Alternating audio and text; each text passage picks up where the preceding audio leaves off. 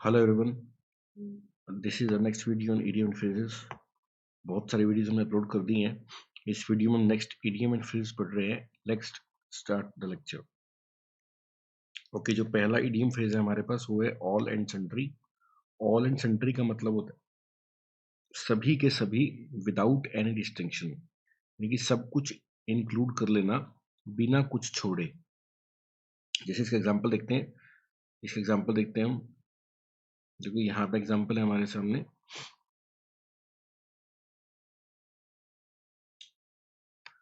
All and sundry का मतलब होता है without making any distinction. Rakesh Ambani invited all and sundry his daughter's engagement. यानी कि राकेश अंबानी सबको बुलाया अपनी बेटी की एंगेजमेंट में बिना किसी को छोड़े। ऑल एंड सन्ड्री का मतलब सभी के सभी बिना किसी को छोड़े। ओके, नेक्स्ट जो हमारा इडियम है वो देखते हैं। To disabuse one's mind. अगर हमारे मन में कोई नेगेटिव बिलीव है और हम उसको मानने से रोक रहे हैं कि ऐसा नहीं होता, तो हम अपने मन को डिसअब्यूज कर रहे हैं। टू डिसअब्यूज वंस माइंड का मतलब टू स्टॉप समवन और oneself from continuing to believe something that is false. कुछ गलत है उसको विश्वास करने से खुद को रोकना है, किसी और को रोकना, is to disabuse one's mind. Okay, next idiom is to tempt. यहाँ पे टेम्प्ट है प्रोविडेंस। प्रोविडेंस का मतलब होता है भाग्य या भगवान। भाग्य या भगवान। जब हम कोई काम भाग्य या भगवान पे छोड़कर करते हैं और ज्यादा ही विश्वास कर लेते हैं, तो हम एक तरह का रिस्क ले रहे हैं। तो इसको बोलते हैं टू टेम्प्ट प्रोविडेंस। ये क्या लिखा है? इफ यू टेम्प्ट फेट और providence by doing something, you take silly risk. आप रिस्क लेते हैं by depending too much on your good luck. भैया by doing it and depend too much on your good luck. भैया आप कुछ कर रहे हैं ये सोच के कि गुड लक के ऊपर निर्भर होके कर रहे हैं, तो आप रिस्क ले रहे हैं। So you are tempting fate और प्रोविडेंस। नेक्स्ट हमारा आइडियम देखते हैं क्या है। To accept the gauntlet. देखो गॉन्टलेट का मतलब होता है दस्ताना। गॉन्टलेट का मतलब क्या होता है? दस्ताना होता है। एग्जाम्पल देखते हैं, ये देसी कट्टा होता है।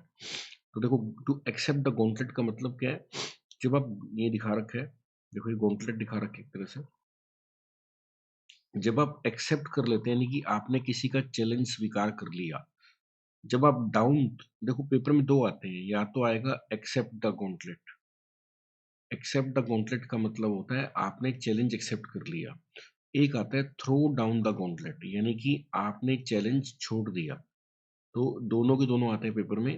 टू एक्सेप्ट द गॉन्टलेट का मतलब होता है चैलेंज स्वीकार करना, और थ्रो डाउन द गॉन्टलेट मतलब कि चैलेंज से बाहर हो जाना। नेक्स्ट हमारा आइडियम देखते हैं क्या है। French leave. फ्रेंच लीव का मतलब होता है बिना बताए काम से छुट्टी ले लेना। जैसे आप यहाँ पे देख सकते हैं, यहाँ पे लिखा है वेयर इज मार्था। यहाँ पे क्या लिखा है? वेयर इज मार्था, यानी कि मार्था बिना बताए आज काम पे नहीं आई। जब कोई बिना बताए छुट्टी ले लेता है, इसको बोलते हैं to take French leave. Next idiom देखते हैं हमारा क्या है। To have a brush with. Brush का मतलब यहाँ पे है झाड़ू। ब्रश का मतलब क्या है? झाड़ू। अब इसका एग्जांपल देखते हैं। To have brush with someone. देखो यहाँ पे देखते हैं कि झाड़ू दिखा रखी है हाथ में, और कई बार देखने लोग झाड़ू से लड़ते भी हैं। To have brush with someone का मतलब है किसी से बहस हो जाना, किसी से लड़ाई हो जाना। इसको बोलते हैं to have brush with someone. To have a slight encounter, जब हम किसी से बहस हो जाए, झगड़ा हो जाए, इसको बोलते हैं to have brush with someone. Next idiom है to pull one's socks up.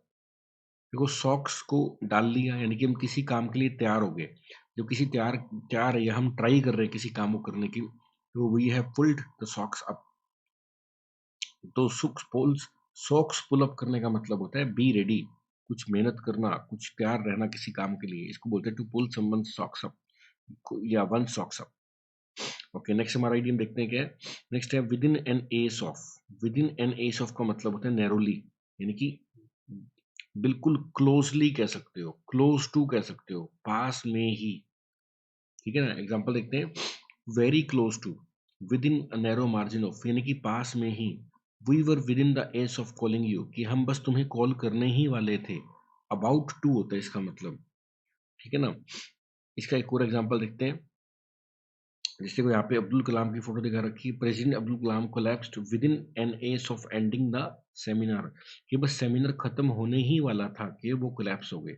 तो विद इन एन एज का मतलब होता है जिस कोई काम होने ही वाला हो उसको बोलते हैं within an ace. Next हमारा इडियम एंड फ्रेज देखते हैं। To blow hot and cold. देखो हॉट का मतलब होता है गर्म, कोल्ड का मतलब कोल्ड है ठंडा। जब हमारे मन में डबल आ रहा है कि मैं यस एंड नो, कि मैं कोई काम करूं या ना करूं, इसको बोलते हैं to blow hot and cold. क्या बोलते हैं? To blow hot and cold का मतलब होता है alternate inconsistently between two moods. जब हमारे मन में डबल मूड आ रहा है कि मैं करूं कि ना करूं, इसको बोलते हैं to blow hot and cold. Next हमारा इडियम एंड फ्रेज देखते हैं क्या है। To give chapter and verse for everything. देखो चैप्टर एंड वर्स, जिसे हम कहते हैं ना भाई ये वाली बात तो इस चैप्टर में लिखी है, इस वर्स के अंदर लिखी हुई है।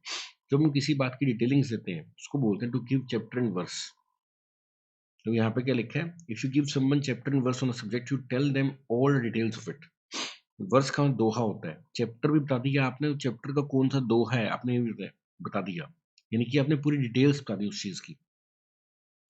जब किसी चीज की पूरी डिटेल्स बता देते हो तो इसका ये मतलब है कि आपने उसका क्या बता दिया, चैप्टर बता दिया, वर्स बता दिया। तो किसी चीज की पूरी डिटेल्स बता देना। नेक्स्ट हमारा इडियम है बैगर्स डिस्क्रिप्शन। देखो बैगर डिस्क्रिप्शन मतलब, देखो बैगर क्या होता है, भिखारी, और डिस्क्रिप्शन व्याख्या। जैसे आप किसी की तारीफ करो और कहते हो भाई जो मैं तारीफ कर रहा हूँ वो कुछ है ही नहीं, शब्द ही बहुत कम है, मेरे शब्द तो बहुत कम है, तो मेरी डिस्क्रिप्शन क्या है, बैगर डिस्क्रिप्शन है। नेक्स्ट है to plough the sand. To plough the sand का देखो, अगर हम सैंड के ऊपर हल बाएंगे तो कुछ निकलना तो है नहीं, सैंड का मतलब रेत होता है, यानी कोई ऐसा काम करना जिसका कोई रिजल्ट नहीं आने वाला। अगर हम सैंड पे हल बाएंगे तो कुछ निकलने नहीं वाला। तो टू प्लो द सैंड का मतलब कुछ ऐसा करना जिसका रिजल्ट नहीं आने वाला, उसको बोलते हैं to plough the sand.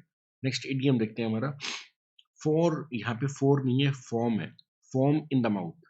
Form in the mouth मतलब गुस्सा आ जाना। जब हमारे को काफी गुस्सा आ गया इसको बोलते हैं to have foam in the mouth. तो यहाँ पे क्या लिखा है, टू बी फ्यूरियस यानी कि गुस्से से भर जाना। To take umbrage.